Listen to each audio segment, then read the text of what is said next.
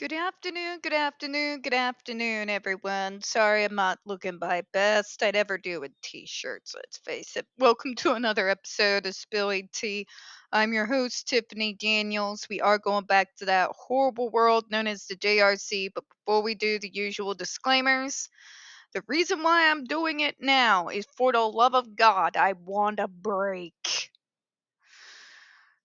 So what that means is we are doing 2 weeks instead of 1 week of front loading so that I can get a breather, especially since this next upcoming Tuesday I am actually going to be doing open chat. So folks, if you are unfamiliar with the Stop the Shocks campaign or the campaign against the troubled teen industry, you're going to find all the pertinent links right there in the description box. Please, in particular, take note of the article written by NeuroClastic, a small non for profit started by autistics for autistics. In it, they interviewed over 900 ABA professionals in regards to the Judge Rotenberg Educational Center's so called behavior modification program. The Judge Rotenberg Educational Center does not want you to read that article so much. They threatened NeuroClastic with a defamation lawsuit. They did not remove it from the website. NeuroClastic has refused, folks, so you know the drill. Read that article. Share it on all your social media. Also, folks, trigger warning one. When we talk about places like the Judge Rotenberg Educational Center and Agape Boarding School for Boys, you're going to hear vivid descriptions of and catch clips of surveillance footage of people with mental health issues and disabled people being tortured and abused. If you got young children present, please go ahead and utilize those headphones. Trigger warning 2. This channel is marked not for kids for a reason. We use profanity on occasion and speak on dark subjects. If your child is 16 and younger and they are watching this, very obviously parental supervision is advised. So we are rewinding a little bit because I want to read the comment and the full response, which is a little bit longer than the last video that I did on this particular segment of the 2020 FDA final rule that got overturned by the DC Circuit Court. So let's go to that comment and then we're going to actually read the entirety of the full response from the FDA. Remember, these comments are those in favor of using a machine that operates at just below the lethal limit multiple times on young kids ages 9, 10, 11 years old, when it takes but 3 MPA to put a full grown, high out of his mind on PCP, over 200-pound muscle bound man. Okay? Just to remind you all what it is that we're talking about and the insanity that we're having to fight in this bizarre reality where we have to discuss why torturing disabled people for being disabled people is bad. Jesus. I'm Team Meteor. Come on, man. Just end it already. That's most of my generation, by the way. We've been that way since we were teenagers. Comment 2. The comment states that the FDA incorrectly defined the intended use of the population for ESDs and in doing so overstated the limited patient population that uses ESDs for SIB or AB. The commenter asserts the FDA has performed an erroneous benefit risk analysis by improperly inflating the intended use population by orders of magnitude. To explain it to this Karen, I don't care if the JRC only designated one student out of the entirety of their population to be on that torture device. I don't care what the numbers are. The fact of the matter is, you are still torturing a part of the population of your hell bad Disney acid trip straight out of hell that you call school, okay? The torture of one person or a small population of persons is just as bad as if the use of the device is larger spread. I do not understand the disconnect here. But it's only on the most severe. How the fuck does that make it okay? Just because the population is small doesn't mean that their pain, their suffering, the trauma they're going to have chasing them for the rest of their life doesn't matter, because it does. That's the point. The point is you shouldn't torture people, in particular, not torturing for people for literally how they were born. Okay? God, I'm tired. Can you tell? Let's go into the response of the FDA, shall we? It boggles my mind that there's even at this point in time in 2024 where we have to argue, but it's not a proper risk benefit analysis because you are saying that all these people are on it. It's only a small population. Anybody knows that torture is bad, Karen? Okay? The reason why in the 90s, by and large, corporal punishment was removed from schools was because it didn't stop any of the more extreme behaviors. In fact, being from Gen X, I would like to argue the exact opposite, and in fact, got us to do even more extreme behaviors. Okay? Talking to a girl who generation had boys literally jumping off the roof of their houses and onto their lawns without any protective gear of any kind, and if they broke a bone, they went to school and acted like it was a badge of honor, right? Please spare me. Anyways, let me continue. The FDA disagrees with this assertion. The commenter has incorrectly interpreted the FDA's estimates, which we explained in the proposed rule very clearly, I might add. Far more clearly than you are doing in your final rule, I might add.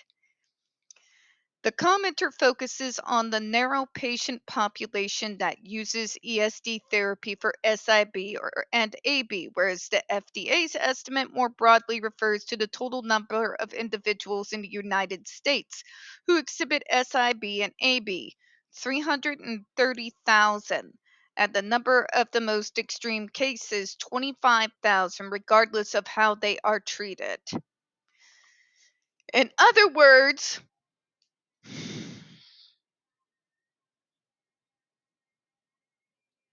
why FDA?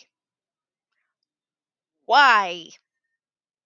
Because these other devices that you are dragging in here has absolutely nothing to do with why everybody gathered and put all their effort, all their eggs in your basket. We did it for a singular device. Why?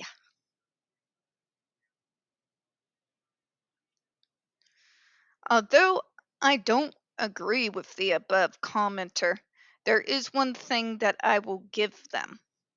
This is in regards to a particular device. Why we are drawing in completely unrelated devices being used for multiple reasons when it is not the device that is in question or up for the ban boggles my mind. That sounds like a bunch of wasted dollars and wasted time. It was on a specific device. We went way too vague. Okay? This could have been very concise, clear cut. All the receipts were there, all the testimony was there, both former staff as well as former students. If we had just zeroed in on that one specific device being used in one specific place for a singular purpose,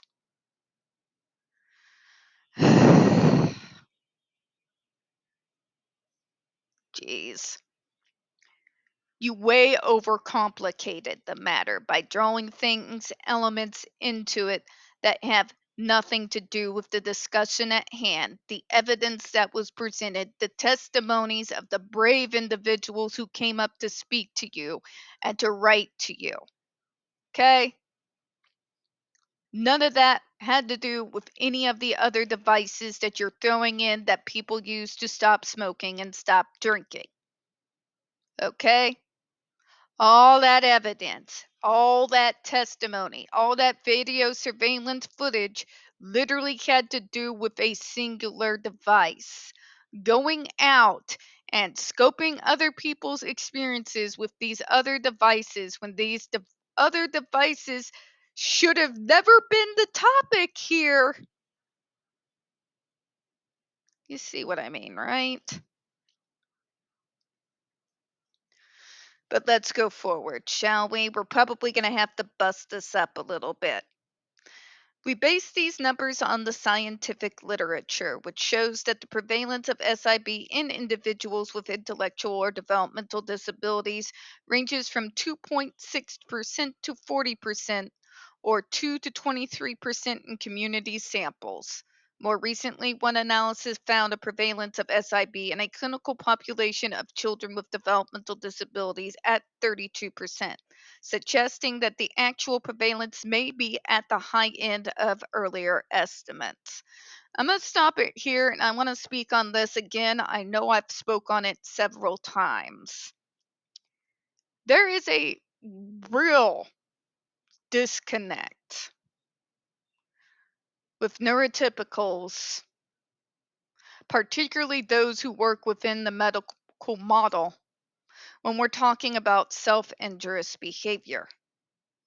Because they throw percents at you when it comes to the developmentally disabled, in particular the neurodivergent population, where they're giving you data, numbers, and statistics enough to scare everyone to, well, where we are now, right?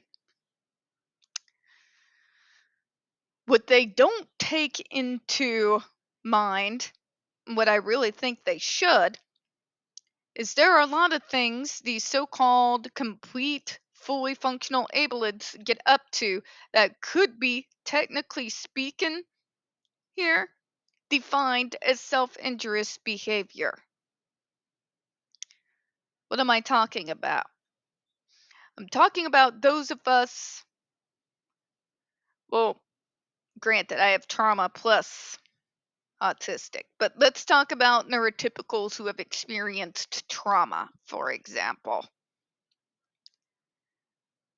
They don't call it self-injurious behavior, they call it self-medicating.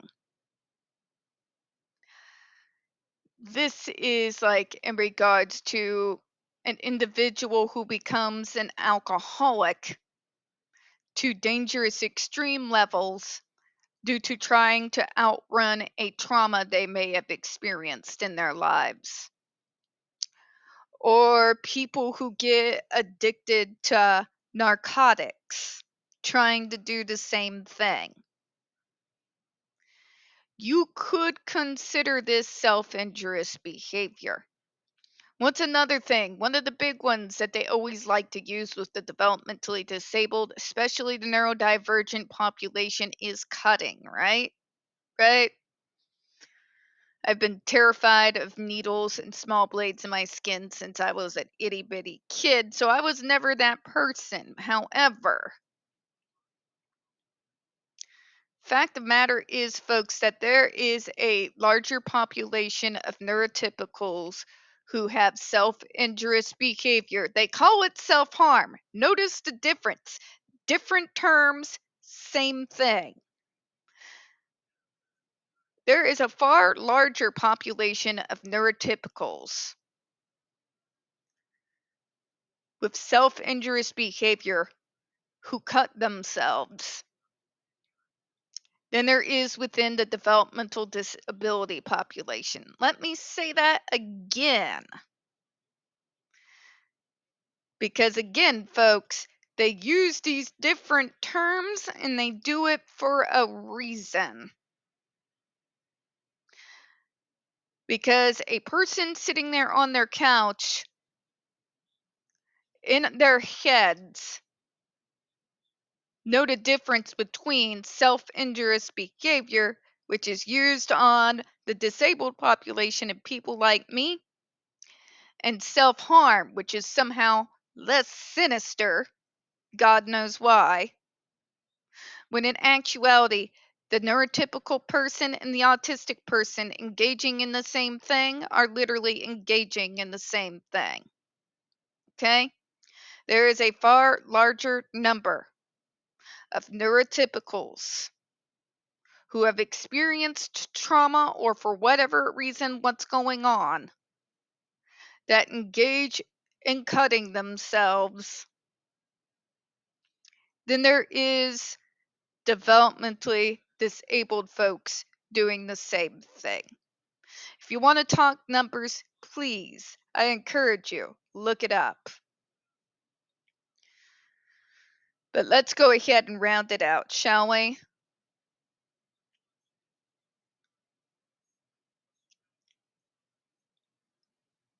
More recently, one analysis found a prevalence of SIB in clinical population of children within developmental disabilities, suggesting that the actual prevalence may be at high end of earlier estimates. Further estimates of prevalence of AB in individuals with intellectual developmental disabilities. Notice how they separate us from the rest of the population.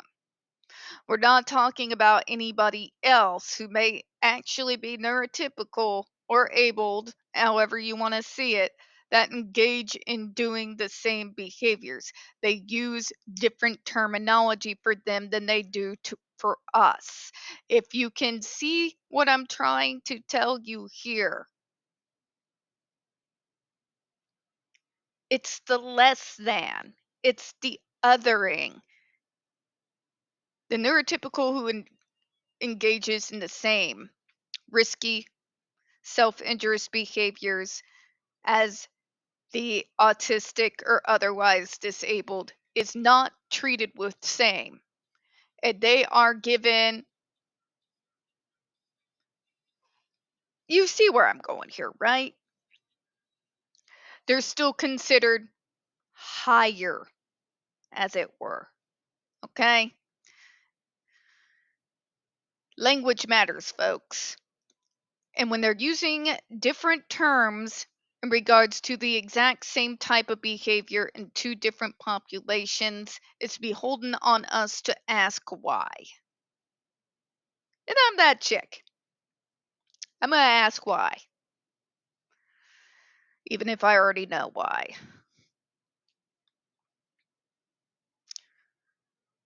Further estimates of prevalence of AB in individuals with intellectual or developmental disabilities range as high as 52%, though 10% is more commonly reported. Thus, by conservative estimates based on population of 330 million, in which 1 to 3% of individuals have intellectual or developmental disabilities, eat that, you insane. Autistic is an epidemic and it's going to get us all freaking. Yeah. Sit on a stick and spin, autism speaks.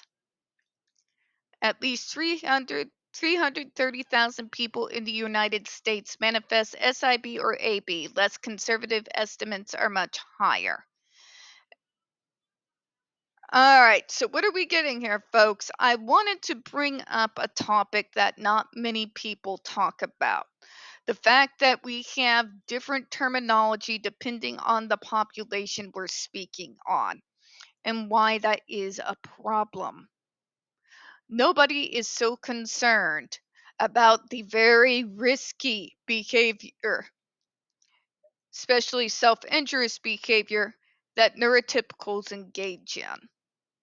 Nobody's going out and trying to get data on all of that.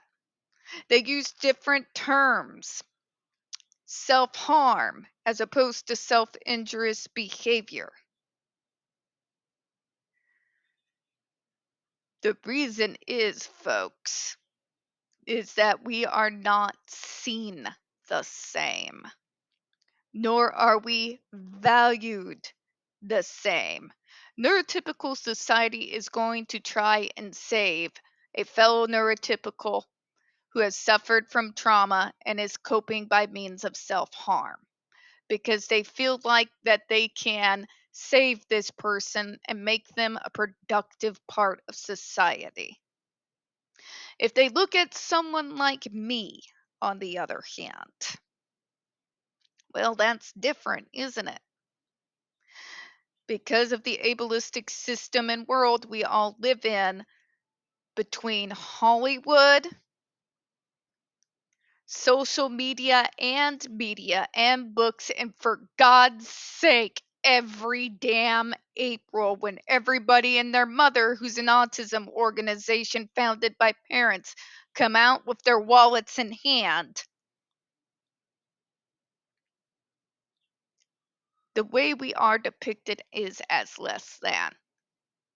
We are depicted in a way that makes it seem to the larger world that we cannot be a positive we cannot play a positive role in the community. We cannot be productive. We can't contribute to our communities.